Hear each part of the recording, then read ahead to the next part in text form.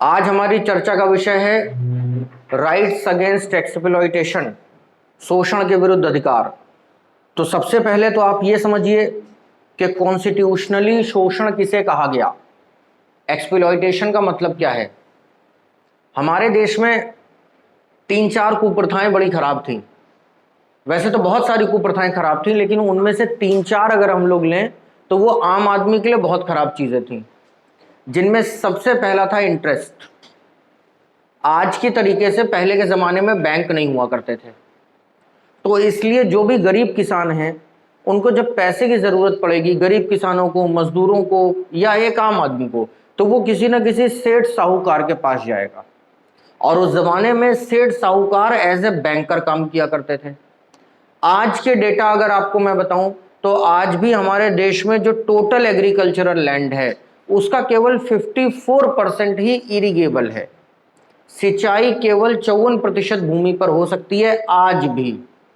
तो उस जमाने में आप आइडिया लगा लीजिए क्या स्थिति रही होगी। सिंचाई के साधन नहीं है, इंसेक्टिसाइड, पेस्टिसाइड, हर्बिसाइड का आविष्कार नहीं हुआ है, खेती पूरी तरीके से ऑर्गेनिक होती है और ईश्वर पे निर्भर करती है। तो इसका मतलब ज्यादातर मौकों पे कृषि बर्बाद हो जाती होगी और किसानों को बहुत बुरी स्थिति का सामना करना पड़ता होगा।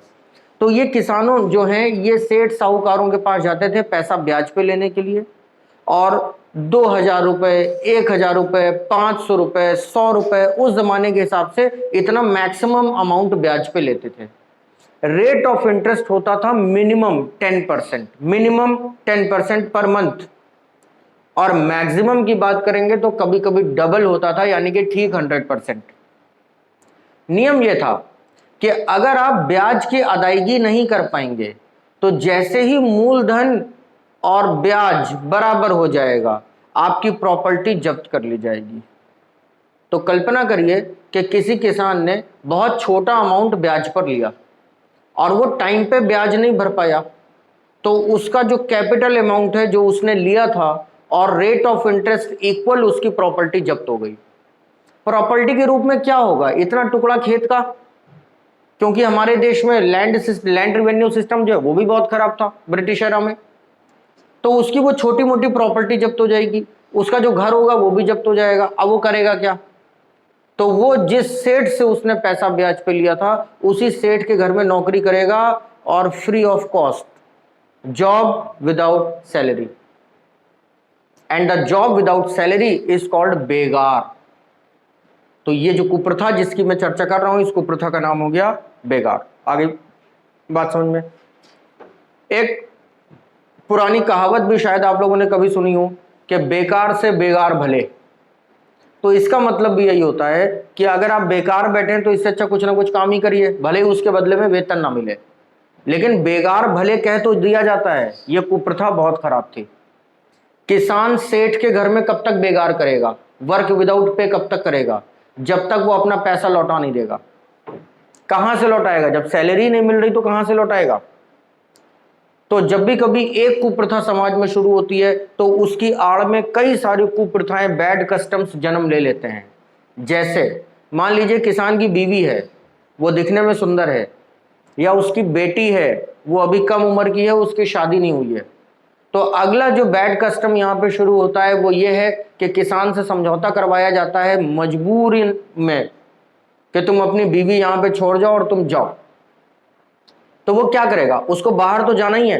तो कई मौकों पर किसान अपनी बीवी छोड़ दिया करते थे और फिर उनकी बीवियों का, उनकी पत्नियों का sexual harassment, physical harassment, mental harassment होता था, बदले में किसान छूट गया।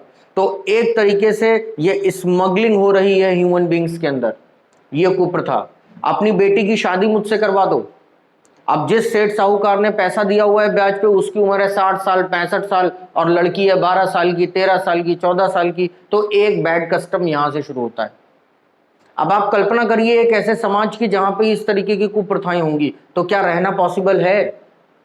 एक प्रॉब्लम, तो ऐसी प्रॉब्लम आजाद भारत में ना आने पाए, इसके लिए हमारी कॉन्स्टिट्यूएंट असेंबली जो थी वो बहुत सीरियस थी, और उन्होंने फंडामेंटल राइट्स के अंदर एक राइट आपको दिया जिसे कहा गया राइट्स अगेंस्ट एक्सप्लॉयटेशन, शोषण के विरुद्ध अधिकार।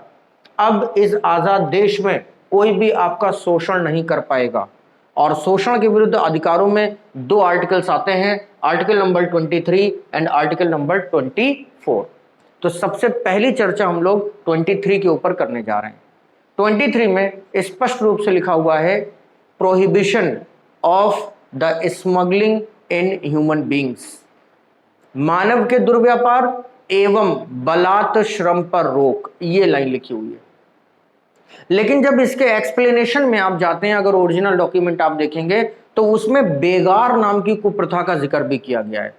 तो यहीं से आप आइडिया लगाइए कि बेगार इतनी खराब चीज थी हमारे देश में कि कॉन्स्टिट्यूशन के अंदर भी एज इट इज वो वर्ड लिखा गया बेगार। लाइन आप फिर से एक बार सुन लीजिए, smuggling, prohibition of the smuggling in human beings and the prohibition of force labour, मानव का दुर्व्यापार एवं बलात् श्रम पर रोक। अब आप मानवों का दुर्व्यापार नहीं कर सकते, यानी कि ये खरीद फरोख्त नहीं कर सकते, जो मैंने आपको बताया अभी कि जबरन आपने किसी से शादी कर ली, किसी की बीवी को एग्रीमेंट के थ्रू अपने घर में रख लिया, या इस देश के कई हिस्सों में ऐसा भी चलन था कि विवाह करने की जगह पर लड़कियों को खरीद के ले आया जाता था।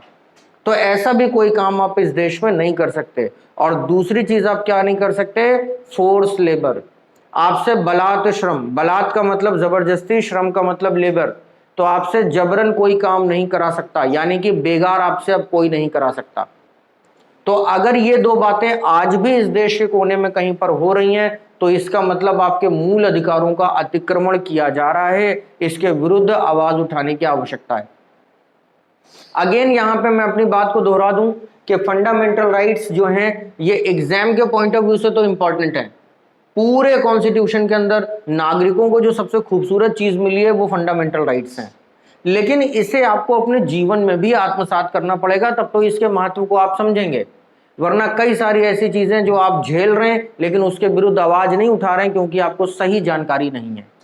तो ये कहानी हो गई आर्टिकल नंबर 23 की, सबको क्लियर। अब बारी आती है 24 की। 24 में इससे भी गंभीर बात लिखी हुई है। तो पहले ये कुप्रथा क्या है इसको समझते हैं। आपने आज भी अपने घरों के आसपास देखा होगा कि जब कोई बिल्डिंग बनती है, जब कोई हाईवे बनता है, जब कोई मकान बनता है और जब उसको फाइनल टच दिया जा रहा होता है, जब स्लैब डाली जा रही होती है, तो वहां पे आपने देखा होगा कई सारी महिलाएं काम करने के लिए आती हैं और कई सारे बच्चे काम करने के लिए आते हैं। वो अपने पीठ पे भी बच्चों को लादे रहती हैं। आखिर ऐसा क्यों होता है?